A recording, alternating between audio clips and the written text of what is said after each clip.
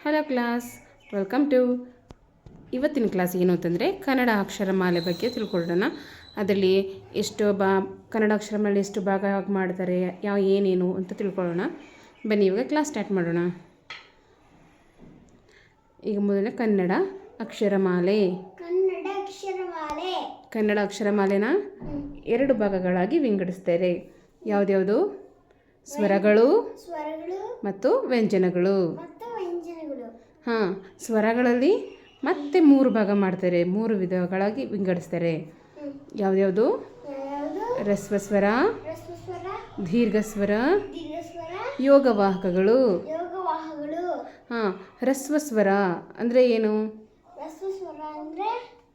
ಇವಾಗ ರಸ್ವಸ್ವರ ದೀರ್ಘಸ್ವರ ಅಂದರೆ ರಸ್ವಸ್ವರ ಅಂದರೆ ಇವಾಗ ಹೆಂಗೆ ಹೇಳ್ತೀನಿ? ಅಂದರೆ 1 ಮಾತ್ರೆಯ ಕಾಲ, 2 ಮಾತ್ರೆಯ ಕಾಲ ಅಂತ ಹೇಳ್ತಾರೆ. ಅದನ್ನಾಯ್ತಾ? ಈಗ ರಸ್ವಸ್ವರದಲ್ಲಿ ಯಾವ್ಯಾವ ಅಕ್ಷರಗಳು ಬರುತ್ತೆ? ಯಾವ್ಯಾವ ಅಕ್ಷರಗಳು ಬರುತ್ತೆ ರಸ್ವಸ್ವರದಲ್ಲಿ? ಹೇಳು.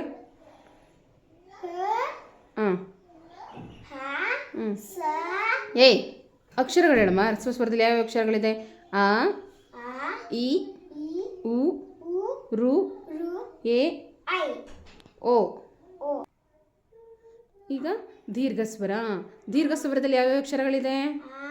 ಆ, ಇ, ಉ, ಎ, ಐ, ಓ, ಔ. ನೆಕ್ಸ್ಟ್ ಯೋಗವಾಹಕಗಳು. ಯೋಗವಾಹಕಗಳಲ್ಲಿ ಅನುಸ್ವಾರ ಮತ್ತು ವಿಸರ್ಗ ಅಂತ 2 ಇದೆ, ಆಯಿತಾ? ಅನುಸ್ವಾರ ಅಂದರೆ ವಿಸರ್ಗ ಅಂದರೆ ಅಹಾ. ಇವಾಗ ವ್ಯಂಜನಕ್ಕೆ ಹೋಗೋಣ. ವ್ಯಂಜನಗಳಲ್ಲಿ 2 ವಿಧ. ಯಾವ್ಯಾವುದು?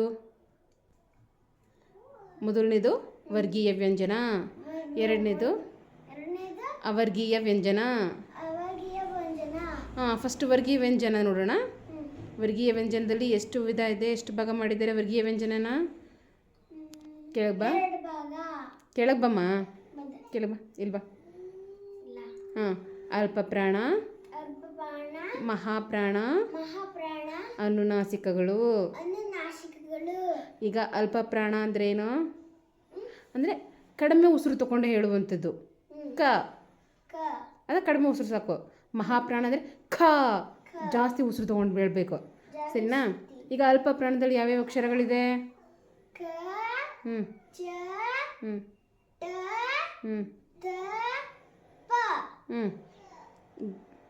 ಗ, ಜ, ಡ, ದ, ಬ.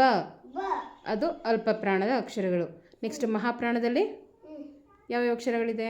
ಖ, ಖ, ಛ, ಠ, ಥ, ಫ, ಘ, ಝ, ಢ, ಧ, ಭ. ಅವು ಮಹಾಪ್ರಾಣ. ಅನುನಾಸಿಕಗಳು ಅಂದರೆ ಮೂಗಿನ ಸಹಾಯದಿಂದ ಉಚ್ಚಾರಣೆ ಮಾಡುವಂಥದ್ದನ್ನು ಅನುನಾಸಿಕ ಅಂತ ಹೇಳ್ತಾರೆ. ಈಗ ಖ, ಚ ಅದಕ್ಕೆಲ್ಲ ಮೂಗಿನ ಸಹಾಯ ಬೇಡ, ಆದರೆ ನ್ಯ ಅನ್ನೋಕ್ಕೆ ಮೂಗಿನ ಸಹಾಯ ಬೇಕು ಉಚ್ಚಾರಣೆ ಮಾಡೋದಕ್ಕೆ. ಅದಕ್ಕೆ ಅನುನಾಸಿಕಗಳು ಯಾವ್ಯಾವುದು?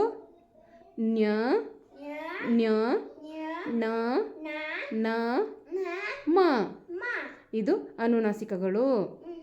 ಈಗ ವರ್ಗೀಯ ವ್ಯಂಜನ ಅಂದರೆ ವರ್ಗ ಅಂದರೆ ಒಂದು ಗುಂಪು ಅಂತ, ಹಂಗಾಗಿ ಅದು ವರ್ಗೀಯ ವ್ಯಂಜನ. ನೆಕ್ಸ್ಟ್ ಅವರ್ಗೀಯ ವ್ಯಂಜನದಲ್ಲಿ ಯಾವುದಿದೆ?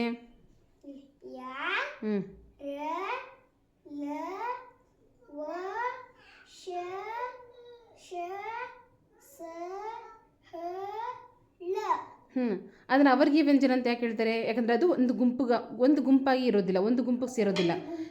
ಇವಾಗ ವರ್ಗೀಯ ವ್ಯಂಜನದಲ್ಲಿ ಕ ವರ್ಗ, ಚ ವರ್ಗ, ಟ ವರ್ಗ, ತ ವರ್ಗ, ಪ ವರ್ಗ ಅಂತ ವರ್ಗಗಳಿರುತ್ತೆ. ಕ ಇಂದ ನ್ಯ, ಚ ಇಂದ ನ್ಯ, ಟ ಇಂದ ಣ, ತ ಇಂದ ನ, ಪ ಇಂದ ಮ. ಇದರ ಅದು ಒಂದೊಂದು ವರ್ಗ, ಅದು ಗುಂಪಾಗಿರುತ್ತೆ. ಹಾಗಾಗಿ ಅದನ್ನು ವರ್ಗೀಯ ವ್ಯಂಜನ ಅಂತ ಹೇಳ್ತಾರೆ.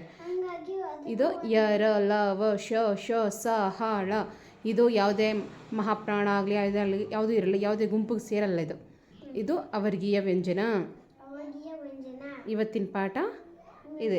ಅರ್ಥ ಆಯ್ತಾ ನಿಮಗೆ? ಇವತ್ತಿನ ಪಾಠ ಇದೆ. ಓಕೆನಾ? Thank you.